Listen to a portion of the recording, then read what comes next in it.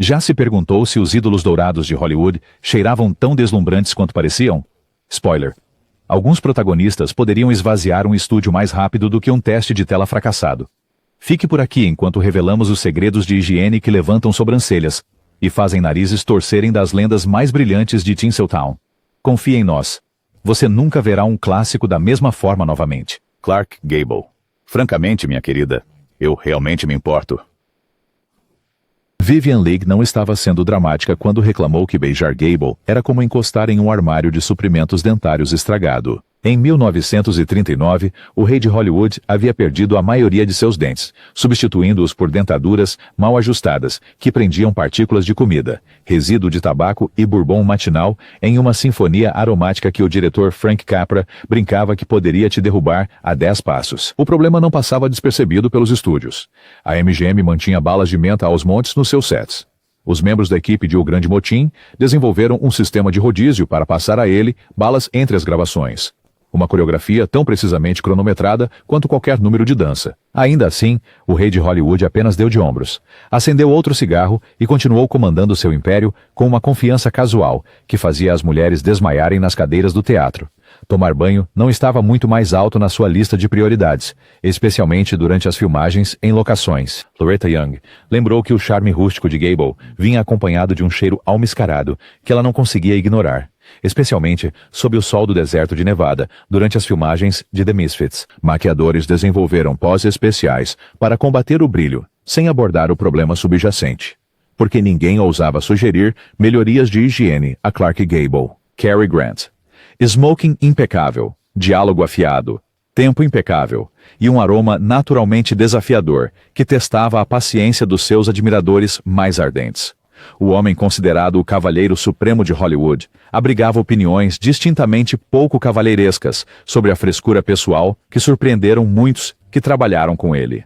Grant acreditava que os desodorantes comerciais eram absurdos químicos a serem evitados a todo custo, parte de sua filosofia de saúde mais ampla que abraçava a vida natural. Essa postura de princípio criou desafios práticos no set, especialmente durante produções de Hitchcock como Intriga Internacional, onde a equipe do mestre-diretor mantinha os cenários incomumente arejados e discretamente inseria pausas para ventilação fresca na programação das filmagens sempre que as axilas de Grant se faziam notar após sequências de ação. A coestrela Eva Marie Saint, mais tarde, descreveu diplomaticamente seu cheiro como evidente, mas não inteiramente desagradável, como um homem que trabalhou duro.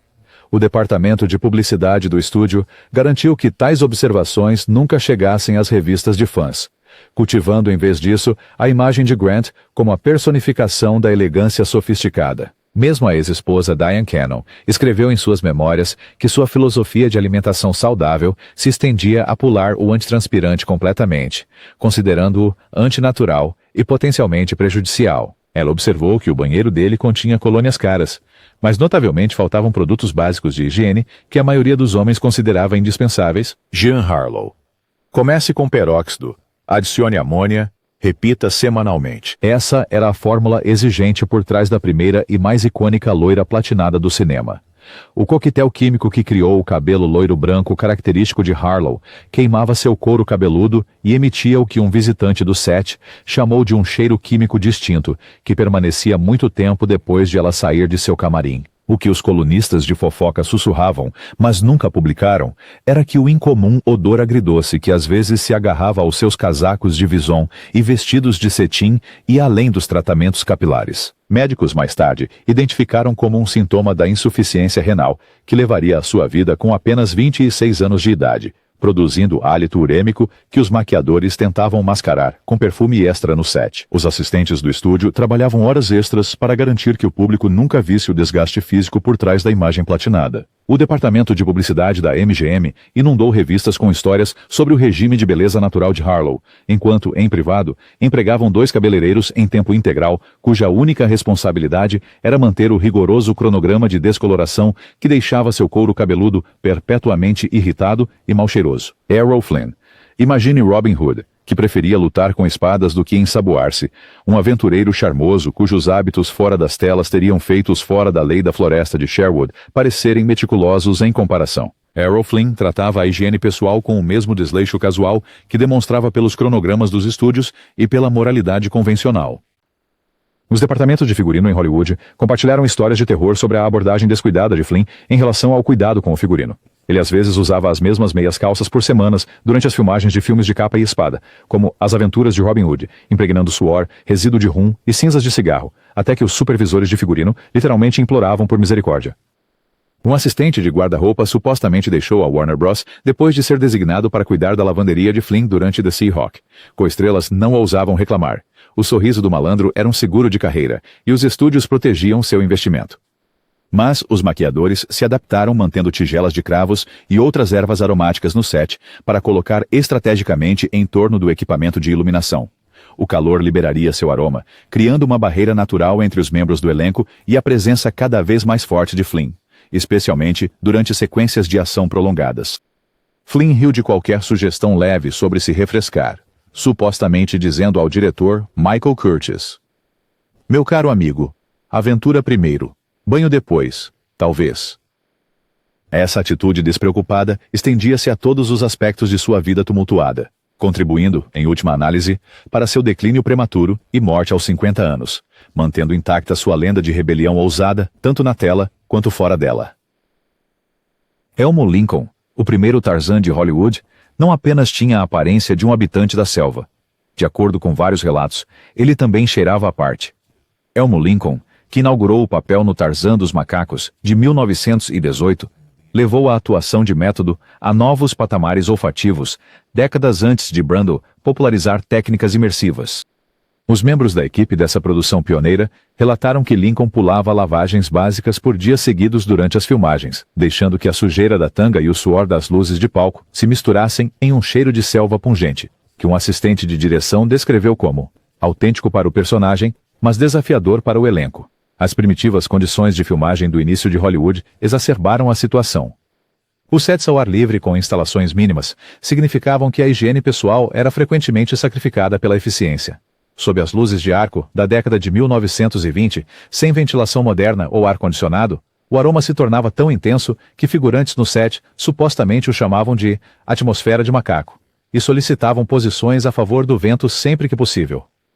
As coestrelas femininas desenvolveram desmaios estratégicos, que exigiam que elas se movessem para um ar mais fresco entre as filmagens. No entanto, o público, separado da experiência sensorial pela tela silenciosa, aplaudia a interpretação autêntica de Lincoln.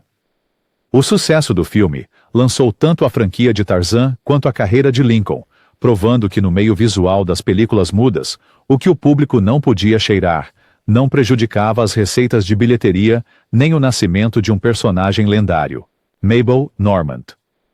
A pioneira da comédia, Mabel Normand, mentora de Chaplin e frequente coestrela de Fat Arbuckle, levava caos boêmio por onde passava, tanto na tela quanto fora dela. Sua genialidade criativa vinha acompanhada do que um executivo de estúdio chamou de uma alergia à organização pessoal, que se estendia a todos os aspectos de sua aparência e ambientes. Os camarins dela se tornaram zonas de desastre lendárias. Cabelos despenteados, espalhados pelas penteadeiras, travesseiros manchados de maquiagem onde ela cochilava entre as cenas, e uma bolsa que o crítico da revista Photoplay, James R. Quirk, uma vez comparou diplomaticamente a uma lixeira móvel. Atrizes colegas relataram que Normand frequentemente usava o mesmo figurino por dias, considerando mudanças de guarda-roupa uma interrupção desnecessária em seu processo criativo.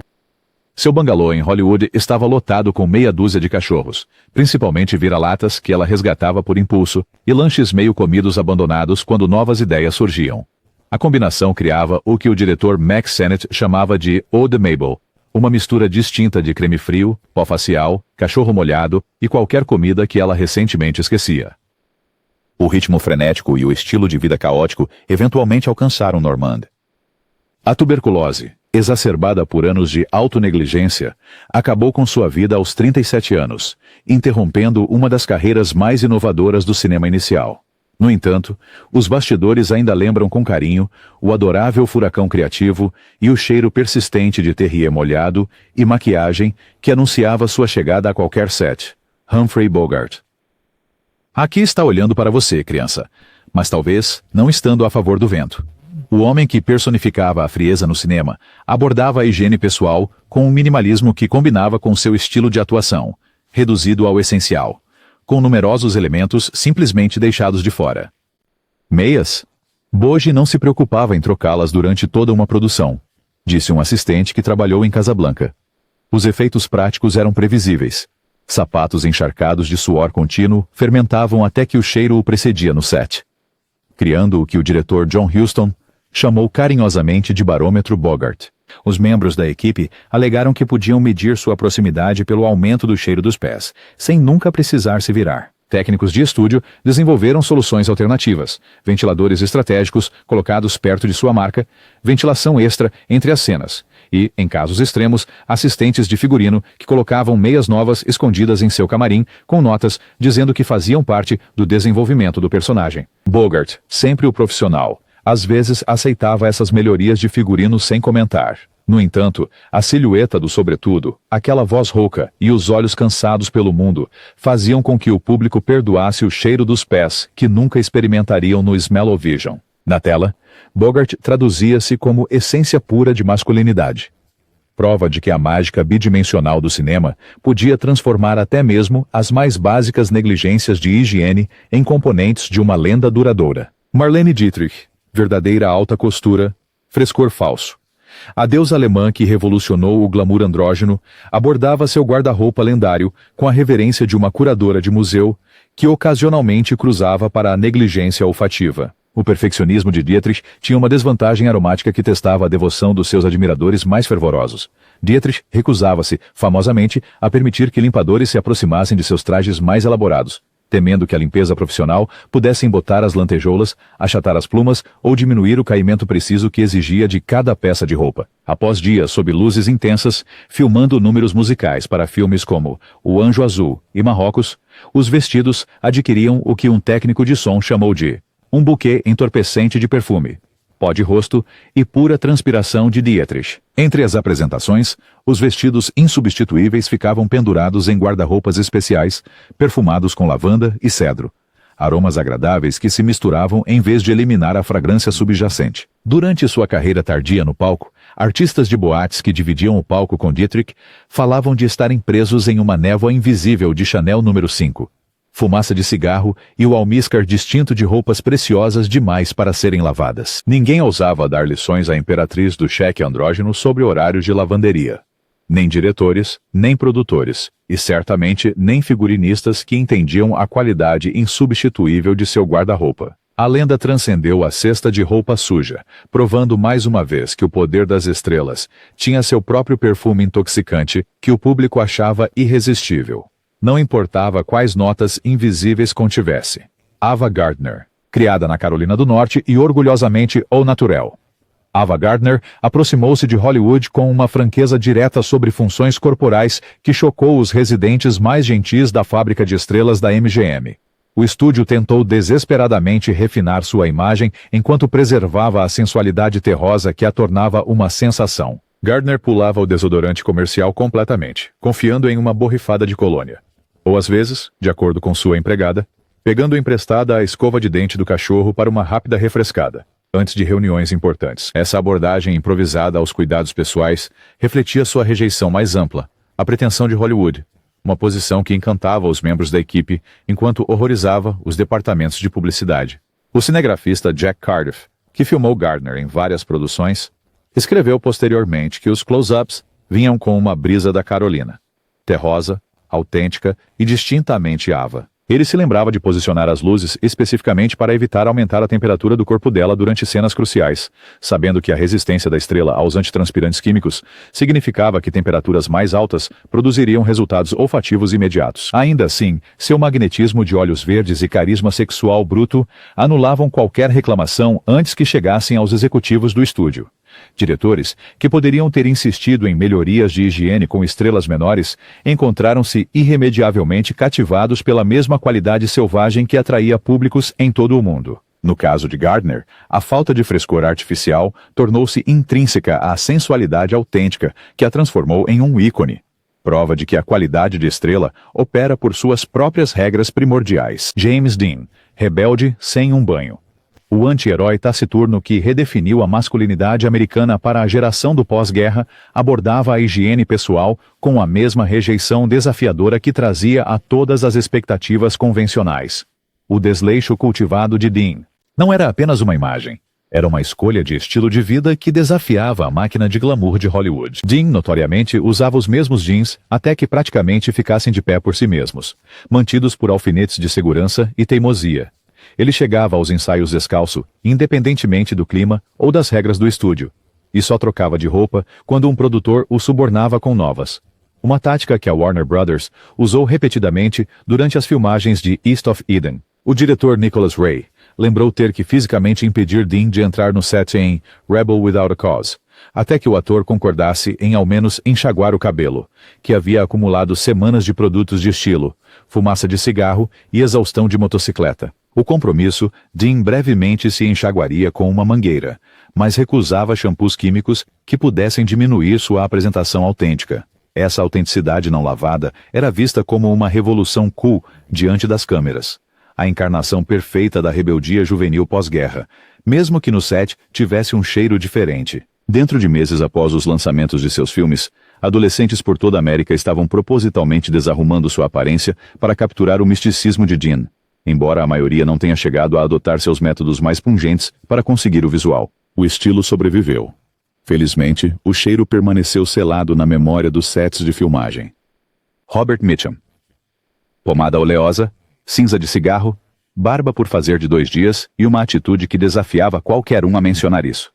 Esse era o coquetel característico de Robert Mitchum, tanto na tela quanto fora dela. A personificação ambulante do filme noir trouxe autenticidade aos seus papéis, juntamente com uma abordagem à manutenção pessoal que os assistentes de produção descreveram como estrategicamente mínima. Colegas de elenco de faroestes brincavam que seu chapéu era metade óleo, metade ator, após semanas de filmagens em locação, onde a abordagem de Mitchum para banho poderia ser generosamente descrita como ocasional. Durante as filmagens de The Lusty Man, o diretor Nicholas Ray teria designado um membro específico da equipe para sugerir banhos diários a Mitchum, uma tarefa que rotacionava porque ninguém queria a responsabilidade permanente de abordar o assunto com a notoriamente intimidadora estrela. Seu dia típico envolvia fumar cigarro sem filtro em cadeia, aplicação liberal de pomada para cabelo sem remover a camada do dia anterior, e um gole de bourbon, tanto internamente quanto ocasionalmente como uma colônia improvisada. O aroma resultante tornou-se tão distintivo que os departamentos de figurino podiam identificar suas peças de roupa de olhos vendados, segundo um supervisor de figurino da RKO. Ele zombava do preciosismo de Hollywood e continuava atuando em clássicos como Retorno do Passado e O Mensageiro do Diabo, criando um arquétipo de indiferença masculina que influenciou gerações de atores. O misticismo de Mitchum provou que a autenticidade bruta podia triunfar sobre a frescura artificial, especialmente quando combinada com sua marca única de carisma perigoso que mantinha o público e diretores relutantes voltando para mais. Joan Fontaine. Elegância na tela. Eau d'absence de sabão fora. A atriz vencedora do Oscar, que incorporou uma vulnerabilidade refinada em clássicos de Hitchcock, nutria surpreendentemente opiniões rústicas sobre limpeza pessoal que conflitavam dramaticamente com sua imagem na tela de sofisticação impecável. Fontaine acreditava que banhos frequentes removiam os óleos naturais e eram fundamentalmente insalubres. Uma filosofia que ela expunha longamente para entrevistadores cada vez mais desconfortáveis. Essa convicção levou Hitchcock a implementar silenciosamente acomodações especiais durante as filmagens de Suspeita e Rebecca. Ar fresco era bombeado para os sets fechados, sachês de perfume estrategicamente colocados perto das câmeras e um cronograma cuidadoso para filmar suas cenas no início do dia. O coprotagonista, Laurence Olivier, supostamente ensaiava cenas de amor à distância, desenvolvendo uma marcação que minimizava o contato próximo enquanto mantinha a tensão romântica na tela. Seus colegas atores maravilhavam-se com sua precisão técnica, sem perceberem que ela era motivada em parte por autopreservação olfativa, e não apenas por escolha artística pura. A ironia não passava despercebida pelos maquiadores.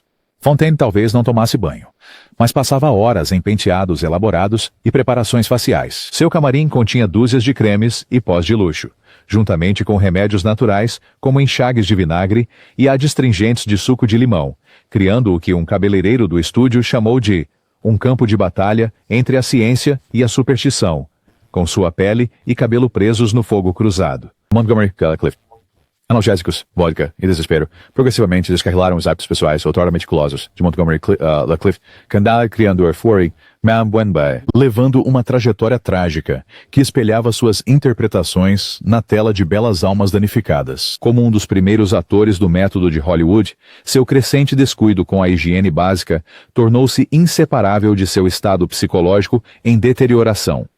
Após o acidente de carro em 1956, que destroçou seu rosto de galã, a dependência de Clift em álcool e medicamentos para a dor acelerou dramaticamente. Amigos e colegas começaram a deixar desodorante e camisas limpas em seu trailer, como oferendas em um santuário, na esperança de que ele os usasse sem a humilhação de uma confrontação direta sobre seu odor corporal cada vez mais perceptível. O diretor, Joseph Mankiewicz, uma vez pausou as filmagens de repente no último verão, depois que as queixas da equipe chegaram a um ponto crítico durante um dia particularmente úmido no set. Em vez de envergonhar publicamente sua estrela frágil, Mankiewicz inventou uma emergência de iluminação que exigia uma pausa de 1 hora, durante o qual ele sugeriu em particular que Clift poderia ficar mais confortável após um rápido banho e uma troca de roupa. Elizabeth Taylor, sua amiga leal e frequente coestrela, se auto-intitulou guardiã extraoficial de sua dignidade, muitas vezes criando distrações que lhe davam momentos privados para se refrescar, quando sua condição se tornava óbvia para os outros. No filme, porém, sua graça atormentada permanecia intacta, a câmera capturando a beleza vulnerável que tornava seu lento declínio público ainda mais doloroso de assistir. Joan Crawford, o paradoxo personificado, esfregava sua mansão com água sanitária até os puxadores reluzirem, aterrorizando a equipe da casa por causa de poeira invisível. Entretanto, colegas juravam que o caro Chanel número 5 se misturava com suor arduamente conquistado durante suas lendárias maratonas de filmagens na MGM e, posteriormente, na Warner Brothers. As contradições de Crawford se estendiam a todos os aspectos de sua persona cuidadosamente construída. Sua abordagem obsessiva-compulsiva à limpeza doméstica tornou-se uma lenda em Hollywood. Pisos esfregados todas as noites, capas plásticas nos móveis, convidados repreendidos por manchas de água nos equipamentos do banheiro. No entanto, essa mesma mulher trabalhava 14 horas por dia, sob luzes quentes, realizando cenas fisicamente exigentes repetidamente sem pausas, até seus ombros marcantes ficarem visivelmente úmidos e seu perfume distintivo se transformar em algo totalmente mais primal. A filha Christina lembrava das mãos ensanguentadas de sessões compulsivas de limpeza, onde a estrela demonstrava pessoalmente a pressão adequada necessária para esfregar os rodapés, evidência de que a obsessão de Crawford era por ordem, não por odor. Colegas notaram que Crawford poderia parecer um pouco desalinhada após ensaios extenuantes, mas preferiria desabar de exaustão a permitir um único fio de cabelo fora do lugar em sua apresentação pública. Bette Davis, 4 maços por dia, transformaram a voz lendária de Davis em algo rouco, e seu hálito feroz o suficiente para ser considerado um efeito especial. A atriz que declarou famosamente: "Apertem os cintos. Vai ser uma noite turbulenta." Poderia muito bem estar avisando os colegas de elenco sobre compartilhar seu espaço aéreo, tanto quanto seus talentos dramáticos. George Brent, que contracenou com Davis em vários filmes, disse que o hálito dela com cheiro de tabaco era arrasador, como beijar um cinzeiro deixado na chuva. Pois seu Neas. Ainda assim, ele repetidamente a solicitava como coestrela, porque sua intensidade incomparável tornava o desconforto temporário válido. Durante a produção de Dark Victory, o diretor Edmund Goulding instalou equipamentos especiais de ventilação ao redor dos locais de Davis, disfarçando-os como aquecedores apropriados para o período. Anne Baxter dominou técnicas sutis de passar menta durante as filmagens de A Malvada, desenvolvendo um truque digno de mágico para entregar pastilhas refrescantes para Davis entre as cenas, sem ofender a notoriamente irritadiça estrela. A equipe apelidou isso de Operação Ar Fresco e concedeu a Baxter uma medalha improvisada feita de papel alumínio na festa de encerramento. A própria Davis continuou sem remorso em relação ao seu hábito de fumar em cadeia, uma vez dizendo a um executivo do estúdio que mencionou o problema: "Não sou paga para cheirar bem, sou paga para ser brilhante." Ela deu de ombros, acendeu outro cigarro com um gesto característico e continuou a roubar todas as cenas, provando que o talento bruto podia superar até mesmo as nuvens mais persistentes de fumaça e seu aftermath aromático. Marilyn Monroe, por trás daquele brilho incandescente que definia a sexualidade dos anos 1950, havia camadas, literalmente, de maquiagem, seladas todas as noites com vaselina, e raramente totalmente removidas. Dermatologistas modernos veem seu regime de cuidados com horror, mas Monroe jurava que isso mantinha as rugas afastadas e preservava a aparência suave que se tornou sua marca registrada.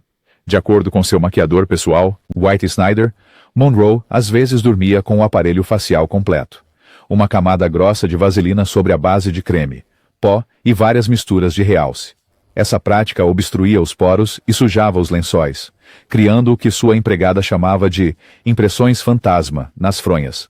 Impressões faciais perfeitas, preservadas em resíduos de maquiagem oleosa. Os problemas de pele da manhã seguinte resultantes exigiam uma aplicação ainda mais pesada de maquiagem, criando um ciclo contra o qual os dermatologistas do estúdio alertavam, mas que não ousavam impor a sua mais valiosa estrela. Durante as filmagens de Some Like It Hot, o diretor Billy Wilder supostamente instalou uma iluminação ultramacia especial para disfarçar os problemas de textura crescentes decorrentes de anos desse regime pouco ortodoxo. No entanto, a câmera captou apenas o brilho, a ilusão cuidadosamente elaborada de uma beleza sem esforço, que escondia os processos mecânicos por trás disso. A famosa citação de Monroe de que, em Hollywood, eles sabem o que fazer com rostos, continha uma verdade mais profunda do que os fãs percebiam. O sistema de estrelas era excelente em apresentar uma fantasia perfeita enquanto escondia a manutenção, às vezes complicada, necessária para sustentá-la, especialmente quando essa manutenção violava princípios básicos de cuidados com a pele. Charlie Chaplin, o perfeccionista meticuloso cuja comédia balética requeriu dezenas de tomadas, mantinha atitudes surpreendentemente casuais em relação à frescura pessoal, durante suas lendárias maratonas de filmagem. Chaplin trabalhava por dias sem pausas, focado inteiramente em sua arte, enquanto ignorava realidades cada vez mais evidentes. Durante a produção de obras-primas como Luzes da Cidade e Tempos Modernos, Chaplin notoriamente pulava banhos por dias seguidos, concentrando-se exclusivamente em aperfeiçoar piadas e ângulos de câmera, enquanto deixava o suor riscar a maquiagem característica do vagabundo. Os membros da equipe desenvolveram um sistema de rotação para trabalhar de perto com o diretor estrela, entendendo que sua monomania pela perfeição não deixava espaço para manutenção pessoal. A roupa do vagabundo, sapatos grandes, jaqueta apertada, calças folgadas, tornou-se particularmente problemática durante filmagens prolongadas. De acordo com o assistente de direção Robert Florey, aqueles sapatos icônicos não haviam secado adequadamente desde a cena da chuva de ontem, enquanto o terno amassado trazia vestígios de cada queda e piada de comida das filmagens da semana anterior. Rita Hayworth. Nunca houve uma mulher como Gilda, proclamavam os cartazes, mas poucos sabiam da realidade marcante por trás da ruiva mais famosa do cinema. Para preservar seu característico tom de cabelo ardente, a cor que transformou a atriz hispânica Margarita Cansino na totalmente americana Rita Hayworth, ela aplicava óleo no couro cabeludo extensivamente e evitava lavar com shampoo por dias, às vezes semanas. Sob as lâmpadas quentes do estúdio, a combinação de tinta de rena especializada, óleos protetores e produtos de styling de força industrial literalmente fritava, produzindo um aroma que os colegas de elenco em CoverGirl comparavam a uma chapa de diner, fervendo com notas de cabelo queimado. O diretor de fotografia, Rudolph Maté, lembrou que posicionava as luzes especificamente para minimizar o calor na cabeça de Hayworth durante a famosa sequência Put the Blame on Mame, temendo que os produtos acumulados pudessem começar a fumar sob iluminação direta. Cabeleireiros de estúdio tornaram-se especialistas em criar a ilusão de brilho recém-lavado, enquanto na verdade adicionavam mais produtos a mechas já carregadas. O departamento de continuidade mantinha registros detalhados de exatamente quantos dias tinham se passado desde a última lavagem real,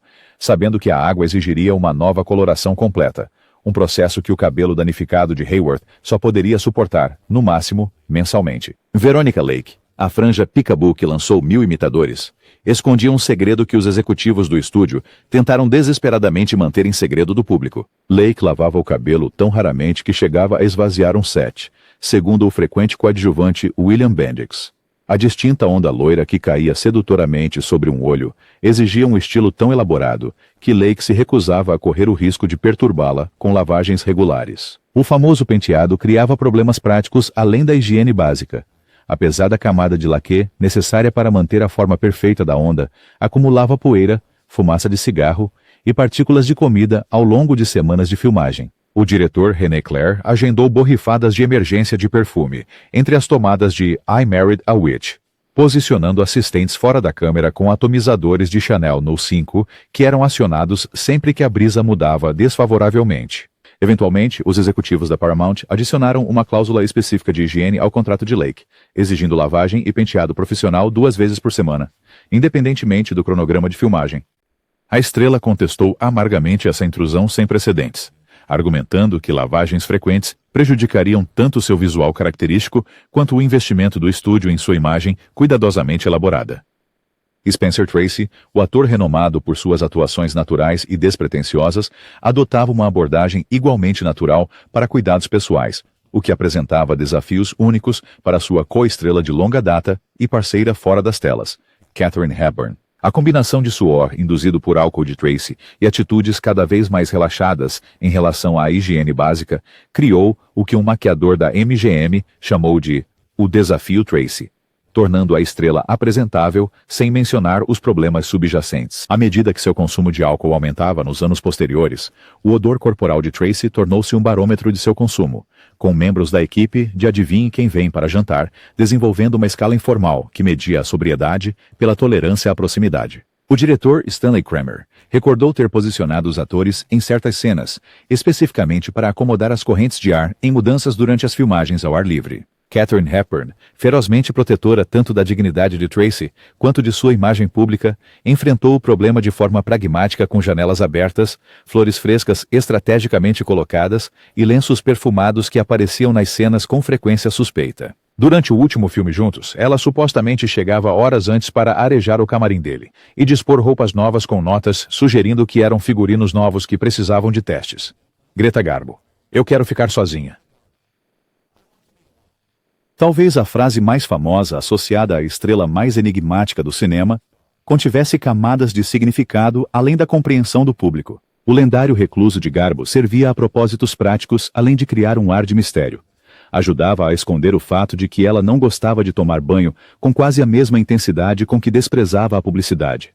Apesar de ganhar milhões, Garbo vivia de forma simples. Uma escolha que os publicitários do estúdio apresentavam como filosófica, em vez de prática. Uma empregada que trabalhou brevemente em seu apartamento em Nova York escreveu posteriormente que a estrela usava roupas repetidamente até os odores rivalizarem com as pilhas de roupa do centro da cidade, e considerava o banho diário uma obsessão americana que ela rejeitava com orgulho.